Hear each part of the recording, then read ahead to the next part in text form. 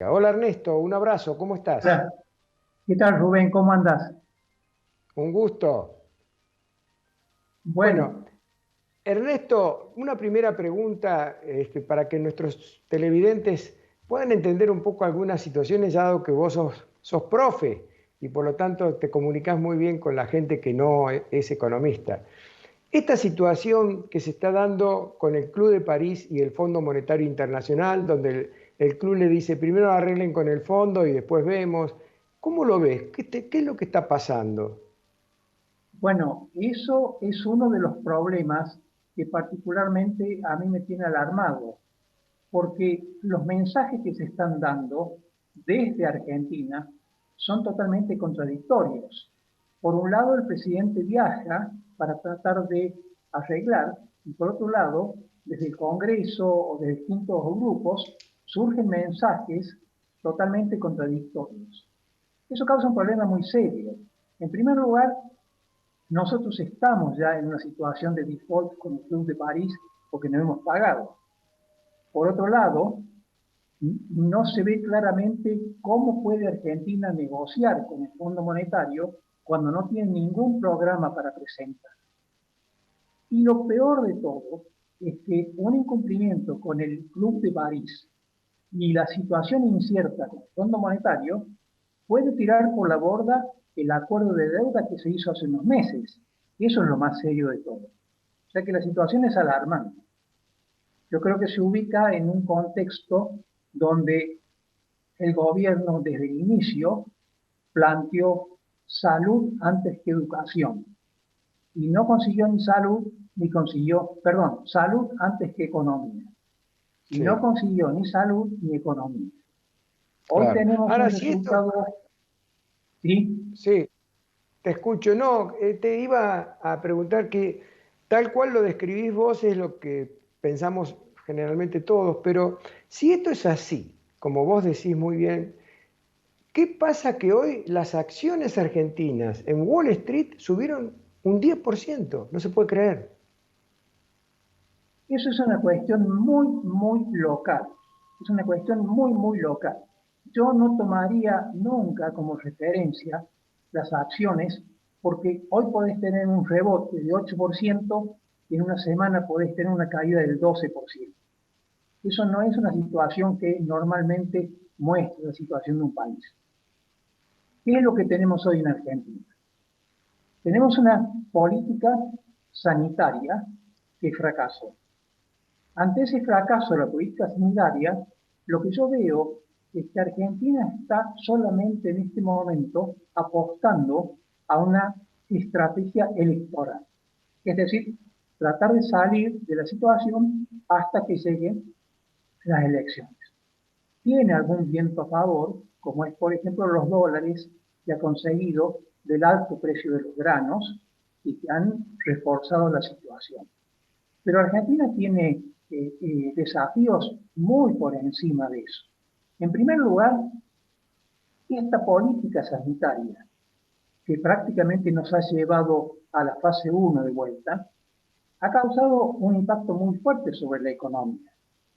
Fíjate vos que del 12%, 11-12% que cayó el año pasado, difícilmente nosotros tengamos un efecto rebote mayor a la mitad de esa cifra, con lo cual significa que la economía todavía está en recesión. Por otro lado, hay tres o cuatro desafíos que el gobierno no ha podido resolver. El primer desafío es el que planteamos en un primer momento, el de eh, la deuda. La deuda, pero a eso hay que agregarle una situación que yo no sé si la gente no se ha dado cuenta. El gobierno, con el fin de evitar emisión, lo que hizo fue presionar al Banco Central para que tome lo que se denominan LELIX. Esas LELIX, que en la época de Sturzenegger eran LEVAX, hoy representan un monto de aproximadamente 40.000 millones de dólares. Pero además de representar un monto muy fuerte, representan un pasivo remunerado, o sea que no le es gratis al gobierno. Y no le es gratis por dos formas. Primero, porque al forzar a los bancos a tomar LELIQs, evitó emisión monetaria. Pero lo que hizo fue sacar fondos del mercado y prácticamente asfixió al sector privado. Todos esos fondos que de una forma u otra podrían haber ido al sector privado no estuvieron disponibles, sino que fueron dedicados a subsidios y a otros usos. Pero por otro lado, al ser un pasivo remunerado, hoy se enfrenta a una situación en donde de acá a 3 o 4 meses, eso lo plantea muy bien un analista Gasalla, que lo analizó hace 3 o 4 días, el Banco Central se encuentra ante la disyuntiva de pagar algo así como 3 puntos del producto en interés por las LELIQs. ¿Por qué? O paga 3 puntos del producto por las LELIQs para renovarlas, o tiene que devolver la plata a los bancos, con lo cual tiene que emitir dinero. Ese es un problema que el gobierno no ha solucionado. El segundo gran problema es la inflación. Y acá la inflación es quizás el elemento más fuerte de error de este gobierno. Plantear solucionar con instrumentos microeconómicos problemas macroeconómicos. La inflación, que se denomina a la suba generalizada de precios, es un fenómeno macroeconómico que generalmente se lo controla con la política fiscal y con la política monetaria. Lo que el gobierno ha hecho es la peor de las elecciones. Estrategias que han fracasado hace 4.000 años. Control de precios, persecuciones individuales y prohibir exportaciones con el objetivo de que no suban los precios internos. Entonces, la pregunta que yo me planteo y que yo también quisiera ver si vos la entendés como importante. No hay fondo en este momento, no hay un plan económico. El ministro de Economía no tiene presupuesto. Y no tiene presupuesto porque lo que ha hecho aprobar por el Congreso el año pasado ya no va. Si las tarifas quedan congeladas, la inflación está por arriba del 29%, por lo tanto es un gobierno sin presupuesto. Y un ministro sin poder, como ha quedado evidenciado en el hecho de que no puede mover un funcionario de tercera línea. Entonces el país está ante una situación de que no se sabe el rumbo que va a tomar. Nosotros hemos tenido una reunión en el Instituto, en la Maestría en Finanzas Públicas, con la visita de José Luis Machinea, y uno de los participantes le preguntó, ¿qué piensa usted de un funcionario que dice yo no creo en los planes económicos? Y la respuesta de Machinea fue clara, dice, a mí me da miedo, porque si uno no sabe a dónde va, puede ir para cualquier lado. Entonces, no hay en manos del Ministerio de Economía quien tiene conocimiento económico, que es Guzmán, no tiene poder. Y quien no tiene conocimiento económico dice cualquier disparate. Nosotros escuchamos cosas que diputados, senadores dicen, y yo como economista a veces me cuesta pensar que esas cosas puedan ser dichas con tanto desenfado. O sea, no paguemos la deuda, no paguemos la deuda.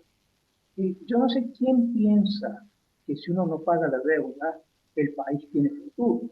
Es una situación muy clara. Por eso es mi preocupación, Rubén. Claro, realmente es el mismo panorama, voy a emplear la palabra, pesimista que estoy viendo en los analistas políticos, los analistas empresarios, los economistas, como en el caso tuyo, de gran relevancia. Ahora, el gobierno, si no me equivoco y tengo mal la información, creo que ha emitido en los últimos 20, 30 días 450.000 millones de pesos producto de esta nueva confinamiento que ha dado y ha tenido que pagar por todos lados plata. Pregunto, ¿esto es inflación reprimida? Y si es así, ¿esto explota antes o después de las elecciones de noviembre? Yo te diría que el gobierno va a hacer lo imposible para que explote después. Y eso está respaldada, mi afirmación, en los enormes esfuerzos que está haciendo el gobierno para que el dólar no se desbanque. O sea, ellos están aprovechando esta entrada de dólares que les da en reservas netas, porque cuando hablamos de 42.000 millones de dólares de reservas, pensemos que las reservas netas no pasan de 7.000, 8.000 millones de dólares. Ellos están confiados en que esos 7, 8.000 millones de dólares les va a permitir financiar la situación hasta que pase las elecciones. Ahora, después que pasen las elecciones, es cuando a mí me da más miedo. Porque yo creo que la filosofía actual es, ganemos las elecciones y vemos qué pasa después. Pero nosotros los que tenemos un poco más de edad, sabemos, especialmente por los controles de precio, que la peor situación es el día 121, cuando se sale. Entonces, yo creo que si no hay un cambio de rumbo, no estoy hablando de un cambio de rumbo total, pero si no prima un poco la sensatez del gobierno, no va a salir. Es decir, después de las elecciones, quedan 2 años de gobierno de Fernández. Y si esto se plantea como una situación desbocada, Fernández no va a poder gobernar. A mí me preocupa, y fíjate que te voy a decir una cosa, a mí me preocupa tanto el gobierno como la oposición. Porque yo creo que la oposición también está pensando, bueno, dejemos que se desbarranque. Pero es una situación de la cual no se salva nadie. Generalmente, estas situaciones, y yo pongo ejemplos, por ejemplo, uno de los ejemplos más conocidos es el caso de Israel, que en su momento tuvo una inflación tan alta como la de Argentina, tardó 15 o 20 años en volver a una situación normal. Pero indudablemente, lo que primó ahí fue un acuerdo político. Es decir, debiera haber un acuerdo político, aunque ese acuerdo político implique la rotación de gobiernos. Que un periodo gobierne un presidente y otro periodo otro presidente, pero que se mantengan inamovibles las políticas de Estado que permitan salir del pozo.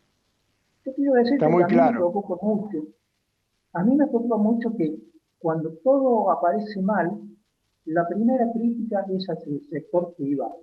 El sector privado parecía ser en Argentina el pato de la boda. Sin embargo, nadie presta atención que el único sector que puede generar empleo genuino es el sector privado. Es decir, no sirve poner gente en el sector público con productividad cero, como se ven en muchos lugares. El sector privado es el único que puede generar empleo, que puede salir de esta situación que estamos. Pero indudablemente, dije el sector privado, perdón, es el único que puede salir de este problema. Pero claramente el Está sector bien. privado lo que necesita no solamente las famosas reglas de juego que mencionamos en cada momento, sino que lo que necesita es basta de ataques. O sea, yo creo que ya está gastado eso de que los problemas es porque los empresarios son egoístas, insaciables en las ganancias.